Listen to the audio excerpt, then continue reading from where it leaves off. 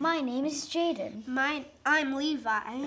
Thanks for joining us. 10, 9, 8, 7, 6, 5, 4, 3, 2, 1. Let's play ball!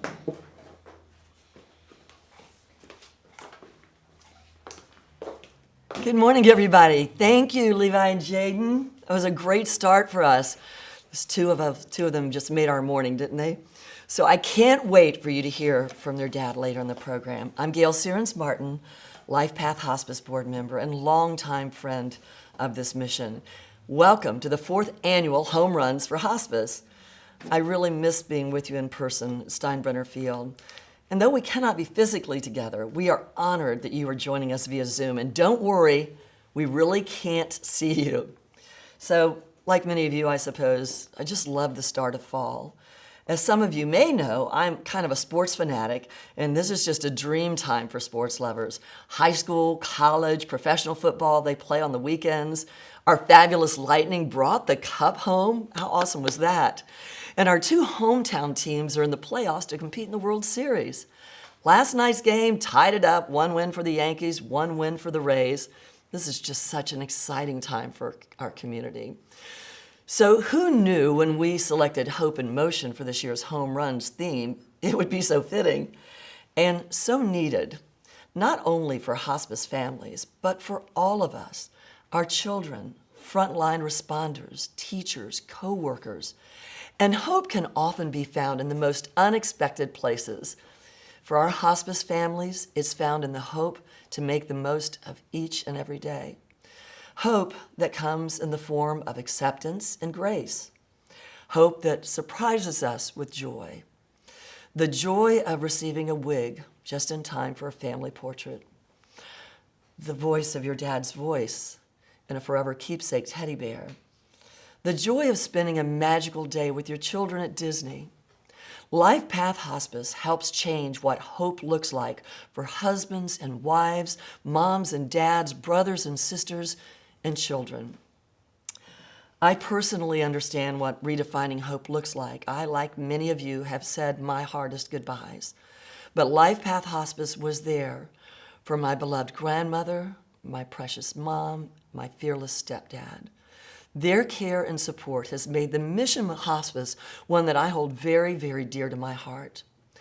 I think the journey through love and loss is best described by a quote from Henry David Thoreau.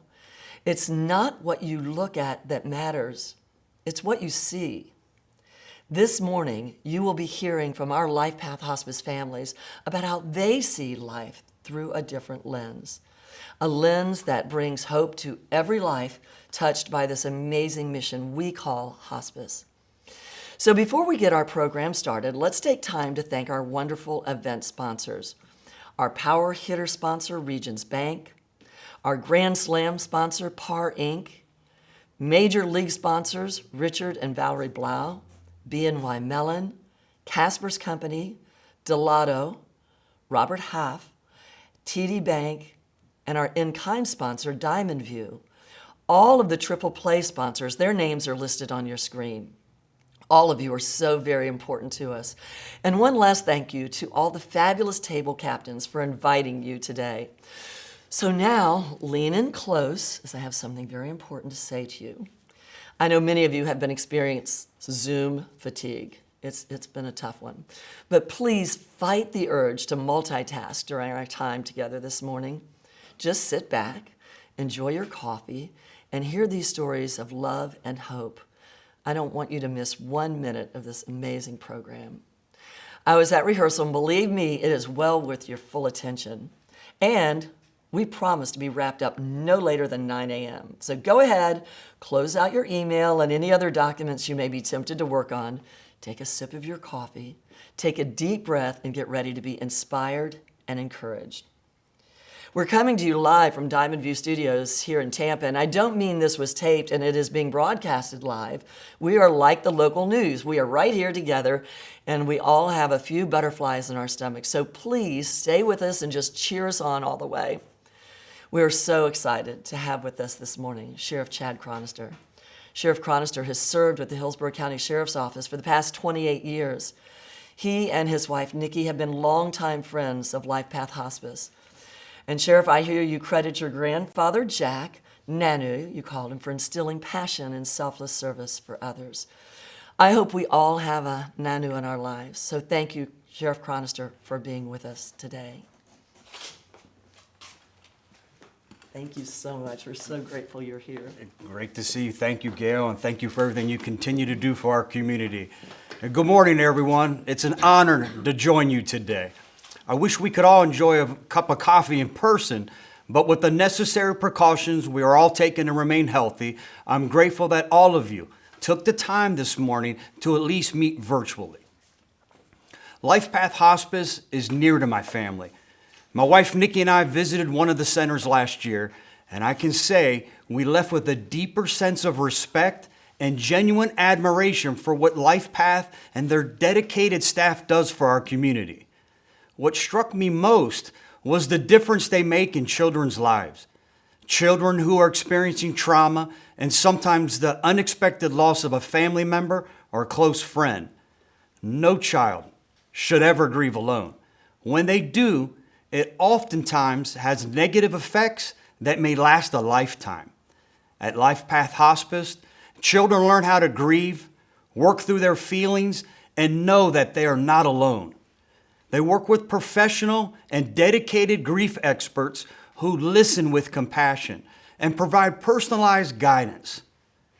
Adult patients and their loved ones are also treated with the utmost love and compassion.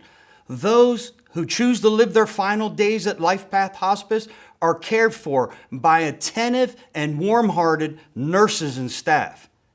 Every team member is committed to helping others and delivering the center's mission to provide quality and compassionate care for everyone, something they have been doing since 1983. Their job is certainly not easy. They see and feel heartbreak on a regular basis, but they work around the clock, serving others during their most difficult, darkest, and challenging times. That's why so many people choose LifePath Hospice.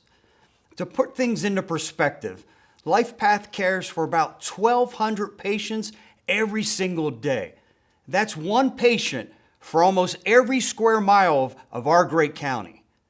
I applaud and commend LifePath Hospice for their contributions to our community, and to help LifePath Hospice continue delivering this very critical care to our family members, friends, neighbors, and possibly one of us.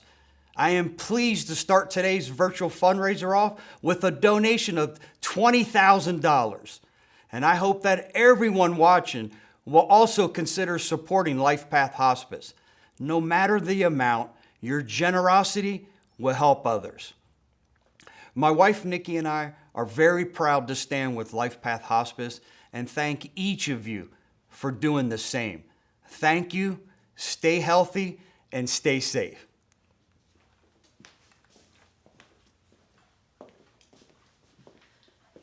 Thank you so much, Sheriff Chronister. Your support means so much to us, and you are so inspiring. Thank you. Hi, I'm Melody Streed, and I've had the honor and privilege of leading the mission of LifePath Hospice for 2 years. Like many who work in hospice, I did not find hospice. It found me.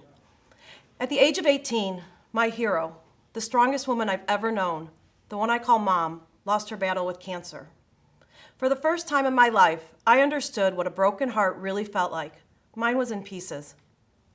Since Mom's passing, hosting Thanksgiving became my job, and I love sharing her special traditions with family. As usual, I began my day at 5 a.m. with a turkey big enough to feed a small army in the oven. A few hours later, my 4-year-old son Lucas wandered into the kitchen complaining of a tummy ache. Like any good mom cooking a holiday dinner, I gave him some Motrin, a hug, and sent him back to bed. As the turkey came out of the oven, his pain worsened, and we found ourselves rushing to the ER. The rest of that night was a blur. On one end of the city, my family was celebrating Thanksgiving. On the other end of the city, we held our son tight, waiting for endless pokes and scans and a confirmed diagnosis. It was acute lymphocytic leukemia. We found comfort in learning it was treatable, and we had hope. However, 3 weeks into treatment, my tough little one, who never complained, had a 1 in a million reaction to chemotherapy. He became gravely ill. The next few days were a blur of activities. No options available, transfer to the ICU, move up Christmas, last rites from our priest. Hospice referral received, funeral planned. Struggling with when to tell his brother, but always praying for a miracle. And a miracle was received. Without explanation, without surgery or medical intervention, Lucas's frail little body started to fight, and continues to do so today. I am happy to share we have celebrated 20 more Thanksgivings together. He recently graduated from Vanderbilt University and is studying to become a pediatric oncology nurse practitioner. Just like I cared for my own family, I feel the same responsibility when I'm caring for your family and all of the 1,200 patients we care for each and every day. Thanks to your generous support, we serve patients and families anywhere and everywhere, so no one passes from this life alone. We care for patients in homes without floors, without pest control, without family, sometimes even without love. We go under bridges to meet our homeless patients on their turf, on their terms. We care for COVID-19 positive patients without social distancing because holding hands and giving bedside care is what we do. And much of this work would not happen without you. You have provided a son extra days at our hospice house, well past what insurance or Medicare covers. You've provided a safe room for a patient living in her car. You have provided personal protection equipment to our hospice staff, often the forgotten frontline heroes. You have helped us care for over 270 COVID patients that have been positive. And you have helped 3,400 individuals receive free grief counseling. While basic patient care may be partially covered through Medicare or private insurance, there is always a gap between what is reimbursed and what our patients really need, what you would want for your loved ones. Patients need help with rent, with groceries, with mini fridges to store their medication and food. Parents need specialty cribs so their little ones can finally come home, and families need last wishes fulfilled so they can make forever memories. Many of our patients have no means to pay for hospice services, but we care for them anyways. Unfunded patient care will reach well over 300 patients, totaling $1.6 million this year alone. These are hardworking people who have lost their jobs due to their illness or recently COVID layoffs, people who are too young for Medicare and have no other financial means. They have no place to turn but us, and that's why we turn to you. Many people do not know that we provide grief support for hospice families after their loved one has passed. And not only hospice families, but anyone in our community in need of grief support, all free of charge. We provide individual counseling, group support, a grief center for children and teens, and a grief camp. We are here for them because you are here for us. It costs $750,000 a year to support 3,400 individuals grieving. We receive no payments for their grief care, and no one is ever charged for these services. With so many unexpected deaths due to COVID-19, our phone is ringing off the hook with people in need of grief support. It would be understandable to turn people away during these challenging times, but here's what we know. We can help these children and youth cope with their grief now, or we can anticipate many of them turning to alcohol, drugs, and self-harming behaviors to cope later in life. When I think about the urgent needs of hospice care, the important work of grief support, the patients that worry me the most, I think of Jessica. She's a 38-year-old single mom of 3. She lives in a 450 square foot home, and her smile lights up the room. She is too sick to work and is still waiting for Medicaid approval. She knows she can't pay for her hospice care, for the cost of the doctors, nurses, home health aides, medical equipment, and prescriptions that she needs to fight her cancer. She knows we will be there for her anyways. She knows she likely won't see her daughter graduate or celebrate her oldest son's 18th birthday or give her youngest son a keychain when he turns 16. So we have provided milestone cards she can leave for them to open after she's gone. She knows her children might struggle to remember her voice one day, so each one has received a special message from Jessica in a keepsake teddy bear. She knows she will soon have to tell her children that cancer may win this time, so she's working with our children's grief counselors on what to say and when. I'd be remiss if I didn't add on to this story. When I arrived at the studio this morning, I regretted to be learned that Jessica passed away on Monday in our care. I know her team is with us watching today, and I know that Jessica rests in peace, knowing that her children will be cared for by our grief center going forward. We will help her with whatever she needs. We will help her children through their profound loss. Because that is what we do, thanks to all of you. I'm so grateful for your support. I'm proud of the work you make possible, but there is so much more work to be done, year in and year out.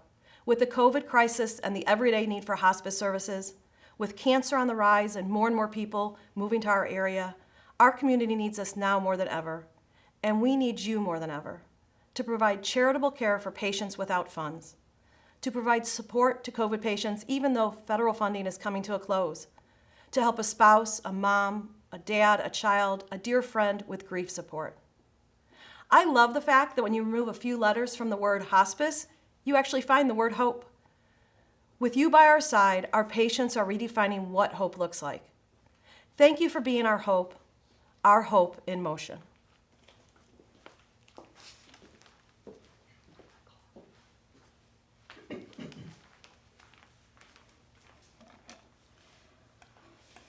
Hi, my name is Andrea Taylor.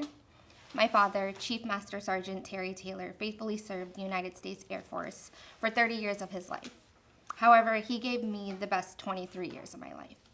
He was not only dad to me, but my best friend, my backbone, and my mentor. Despite being in a strict military environment, he was still a really fun dad. We lived states away, but he still managed to call me and my brother every morning and made sure to text us goodnight. He was the start of my day, the end of my night, and my whole entire heart. Our love language was insider jokes. Even right now, when I start to think of them, I start to laugh. We had a connection that defines the best daddy-daughter duo. We were a team, two peas in a pod. Our bond never broke until he left me here alone on this earth. One day, I received the call you never want to answer. He told me cancer had made a home in his colon, and even though we were devastated by the news, he protected me from anything tough and was always the fun, dad, lighthearted man that I loved. Hospital visits never felt like they were entering a dark place, when all he wanted to do was play me a game of Thumb Wars for the 7th time, or an obnoxious game of rock, paper, scissors. We somehow managed to laugh uncontrollably while we waited for pain medication, and I'll never forget how, regardless of any disappointing news we received from his doctors, he still wanted to race me up 6 flights of steps at the hospital. Cancer was not going to define Terry Taylor. He was a successful boss, a loyal friend, and an amazing dad. And that is who he would be until the very end. As toilet paper began to fly off the shelves thanks to COVID-19, I spent precious time with my dad over text and telephone. As families started making plans to stay home safe, I made plans to fly to Virginia to see him. However, my timing did not align, and with the standstill pandemic, he passed before I made it to him. I missed the opportunity to hold his hand as he took his last breath. The coronavirus stole my forever goodbye. As I watched families with dads and daughters walking around the neighborhood, I struggled with the reality that I had just lost my hero, my best friend, and my dad. Receiving sorrowful texts from friends and extended family felt draining, and I couldn't find closure in planning a funeral. I had no outlet, and misery soon became my constant companion. A dark cloud of depression set in, and it was a struggle to get out of bed in the morning or do daily tasks because my grieving was debilitating. I reached out for help and was turned away from therapist after therapist as they were not accepting new clients due to COVID-19. I called 2 hospice centers and was denied grief support because my dad wasn't a patient there.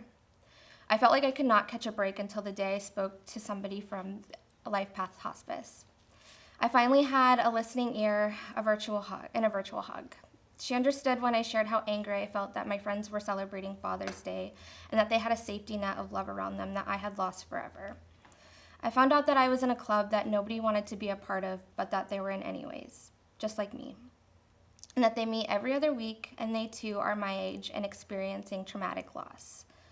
Who knew that this club would be the start of my healing, and who knew that this club would be the start of friendship and laughter? Who knew this club would be the start of finding meaning in life again? I've learned that we don't move on from grief, but that we move forward with our grief. That sounds just like advice my dad would give me. And I think he would be proud of me for learning that love and loss are often the two sides of the same coin. And even though losing someone you love can hurt, I choose to love anyways, and love big. And to all the dads out there, remember to play thumb war with your children, tell them silly jokes, and take time to laugh. They will one day be a forever memory of those who you love, just like me. Thank you.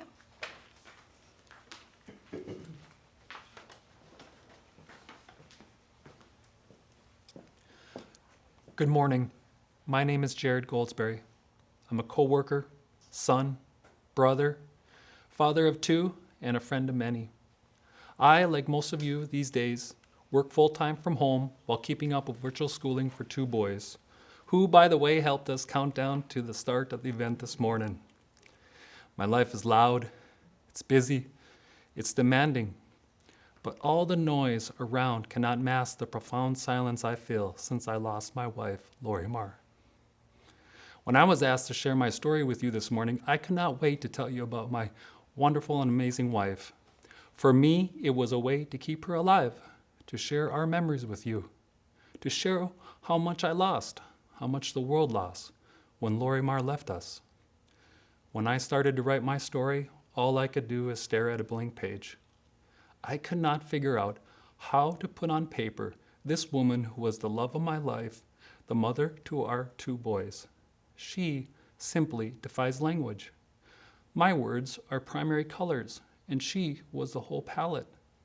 She was a force of nature, unapologetically making the most of every single moment.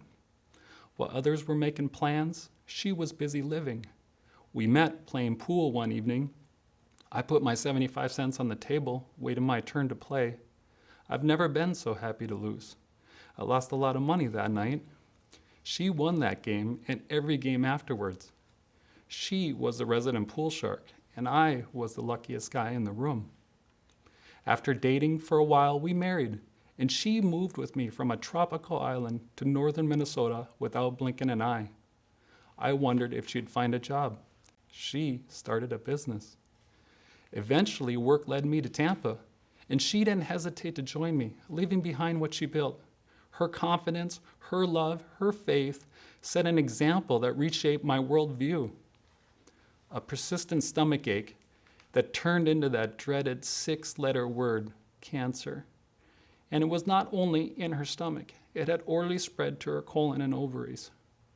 It was unfathomable that my wife, this force of nature, wouldn't be able to beat it. She was strong, she was smart, and at 43 years old, young and healthy. Over time, cancer began to dim her light. Even though we had help from family and friends, we were overwhelmed. I knew we needed more help. She knew too. And LifePath Hospice is who we called upon for that help. They transformed our bedroom into a comfortable space to rest. They managed her pain. They answered questions. They reminded us we're not alone. Slowly, her vibrance and spunk returned. That life, her life, came back to us. And I came back too, not as her caregiver, but as her husband. I was able to stop worrying about the future and just enjoy the now. When you're battling a terminal illness, so much time is spent trying to stay alive. It's easy to forget to live, to breathe, to be relentlessly present in every single moment. The weekend before she passed helped us really live. We pulled an all-nighter, just talking. We talked and talked. She reminded me of our goodbye kisses through the gate, backlit by the sunrise when we were dating. She laughed at how much she loved hearing our boys, Jaden and Levi, in the background, playing and talking. She told me how much faith she had in me, how much she loved me. She asked me to keep her in my heart forever. Even in silence, we never stopped talking. We talked with our eyes, with our gestures, with our hearts. Words not spoken out loud, but spoken soul to soul. She could have spent the last days of her life in a hospital with monitor beeping and staff waking us up every 30 minutes. I'm so thankful we chose LifePath. If not for LifePath Hospice, we would never had these incredible moments. If not for LifePath, we would not have made memories with our two boys in our own home. If not for LifePath, her words that I still cling to today would never have been spoken. When you lose someone as undeniably present as Lorimar was, there was overwhelming silence I felt at the day she passed and every day since. Through free grief counseling at LifePath, they've helped me find light in my darkness. They've taught me how to be courageous when I'm fearful. They've shown me how to find hope when I'm in despair. LifePath Hospice has helped me say my hardest goodbye. And through free grief counseling, you're helping me, my boys, and thousands of other heartbroken people find hope. Thank you for supporting us, all of us. And thank you for helping me keep Lorimar's memory alive.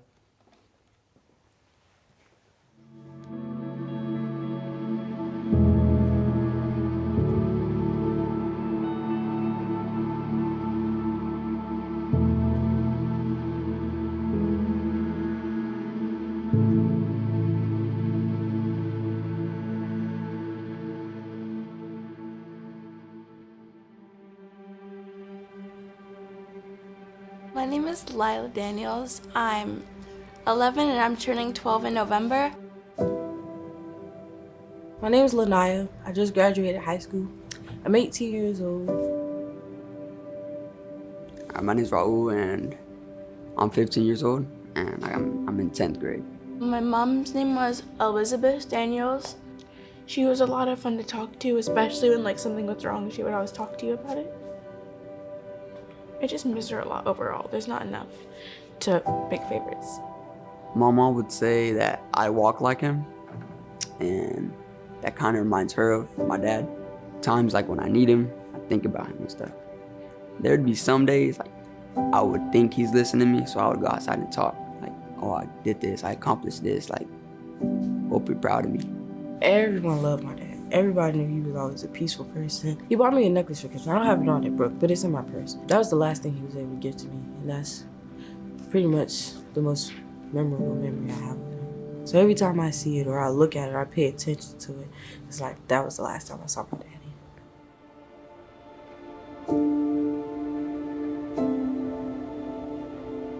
I lost my mom in January 2019 from cancer. It was just after New Year's. And I woke up and I went to my dad's room because my dad called me in there. And my dad told me the news. I was really sad. He took me out of school for a couple of weeks so I could try to get better about it. Christmas had just passed. It was 5 days after Christmas. And my uncle had called me. He was like, you guys need to go to the hospital.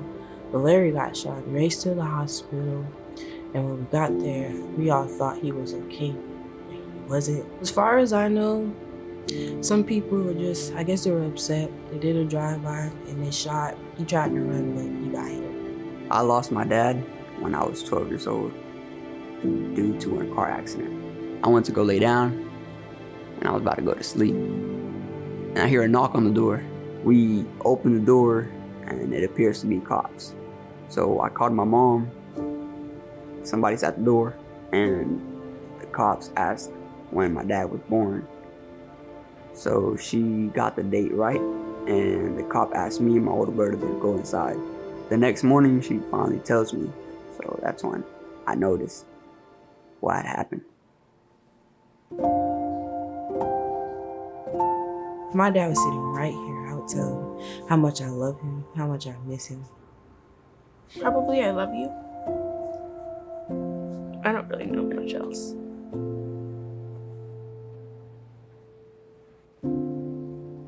I would say basically I missed him. So yeah, I wish he was here and stuff.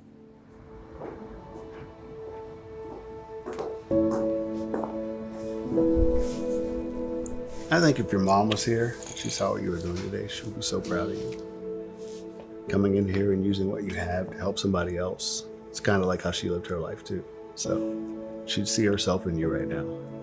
She'd also be amazed at how tall you are, how smart you are, how pretty you are, how much like her you are. We both think about it, I know, all the time, and I know she can see you from wherever she is.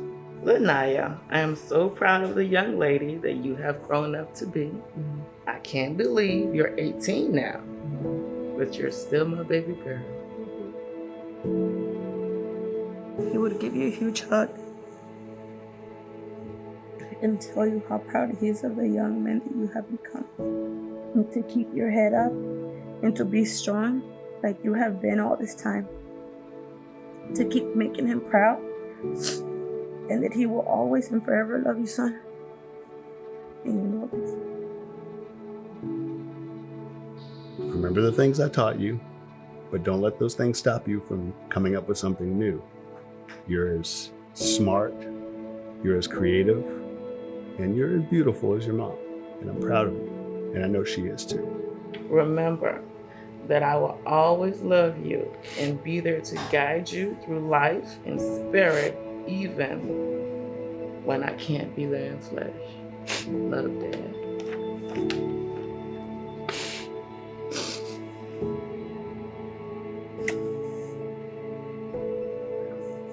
You know, he's always here with us, right? Circle of Love is a hospice program where there are a lot of people who have losses of a loved one. It really helps you cope when you talk about your loved one and find others who relate to what you went through. We draw something or create something related to your loved one, like a calendar with their birthday, their favorite events, and things that happened to them. I did ask him what you learned, all those questions that mom asked. And he was like, Mom, I felt that I was not alone. They really teach you how to deal with it instead of being all angry and upset about it all the time. And it helps. It helps a lot. Some family you're given, some family you find. All of us are bound together by a thing that we didn't get a chance to choose and we wouldn't have chosen. But now that we're here for each other. You are a part of my story of hope. Thank you. I am alive, changed, thank you. Thank you for providing a place where I can heal.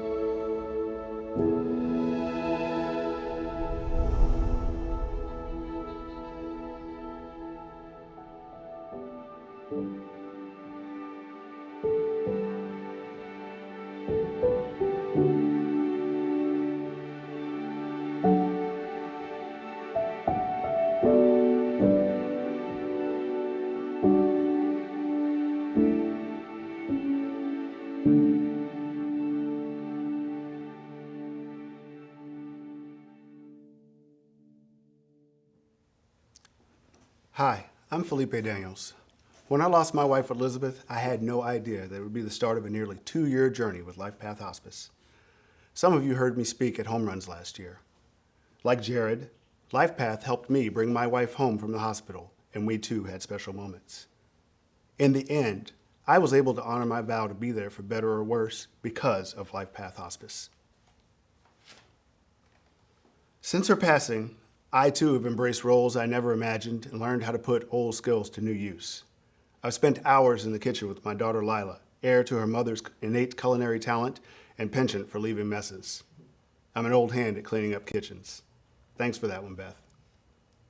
I've had to recast myself from the stoic breadwinner of old into the role of cuddler-in-chief for my young son. I had to teach myself that there's nothing wrong with expressing your feelings so that he'd be comfortable expressing his to me. I'll never be able to replace her, but the example she set, her empathy, her willingness to give of herself to help those she loved, her ability to make the mundane seem magical with a few bottles of seasoning or an unexpected twist that helps you rediscover the things you take for granted, these things fuel my growth into the parent I need to be, and she's still teaching me every day. That willingness to learn led me to LifePath Circle of Love, where I met Jared and so many other parents, spouses, and children who share my path, my grief journey.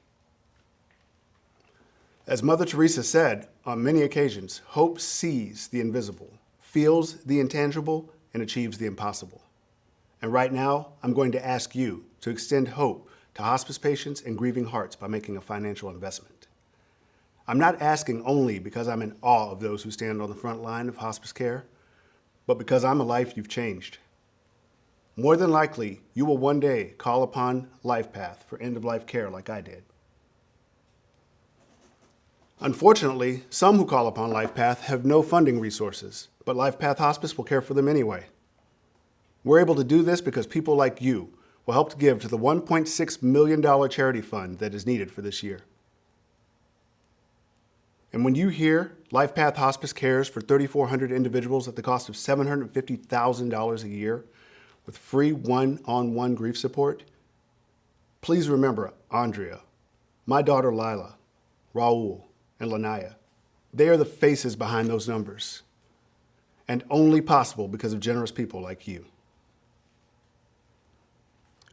We hope you will continue to make LifePath Hospice strong and viable. And because of the generosity of our sponsors, the cost of this morning's event has been fully covered. That means 100% of your gift will go directly to the mission. When we looked at what we wanted to ask for, we decided to request what we really need the most: financial support for our day-to-day operations. There's no end to our financial needs because there is no end to those in our care. We hope you will consider becoming a LifePath sustainer. I'll share more about our sustainer circle in a moment. But first, I have some very exciting news. To encourage you, a group of our friends have come together to match dollar for dollar every new Sustainer Society pledge up to $104,000. Now that's inspiration. Thank you to Carolyn Brown, Ann and Mike Carney, Construction Technology Group, DeBartolo Family Foundation, Frank and Mitzi Cooper, Karen and Matthew Johnson, Ryan McGrail, Andrew and Amberly Molosky, Betty Plott, Nikki Powers, Patty Sherrock, Kathy and Bob Smith, Donna and Bill Taylor. So if you join us as a sustainer today, know that the first year of your gift will double this morning. If you're a current sustainer, we ask you to consider adding a year or more to your existing pledge, or increasing your giving level, or making an additional one-time gift. Your extensions and increases will also be matched dollar for dollar up to $104,000, thanks to the generosity of our match supporters. If you will please click on the chat box, you will find a pledge card to complete. There's a red notification in the box at the bottom of the screen. Let me walk you through this. The form is broken into 3 sections.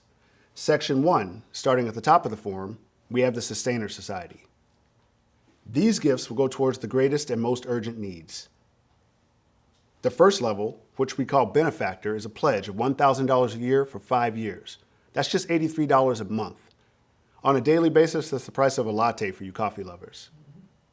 But for the same $1,000, you can help 5 grieving children receive free counseling. If you can give at this level, please check that box. A gift at the advocate level, a pledge of $5,000 a year for 5 years, helps support a patient for 10 days in a hospice house for those who cannot afford care. Please check this box if you would like to give at the advocate level. Some of you may be in a position to give more, in which we ask you to consider a gift of $10,000 a year for 5 years. We call this the sustainer level. This amazing gift can help support 45 one-on-one grief counseling sessions. If you make a gift at this level, please check that box. We know and respect that many of you may want to give at a different level, and Section 2 is just for you. It's entitled, I would like to contribute in other ways. Please let us know how much you'd like to give and for how long. And please know that every gift makes a difference. If you're a current member of the Sustainer Society, Section 3 is for you. This section is where you may want to increase the amount or extend the duration of your current pledge or make an additional one-time gift. If you've just become a sustainer, extended or increased your current sustainer pledge, I thank you. Whatever gift you may choose to make today, we sincerely thank each and every one of you.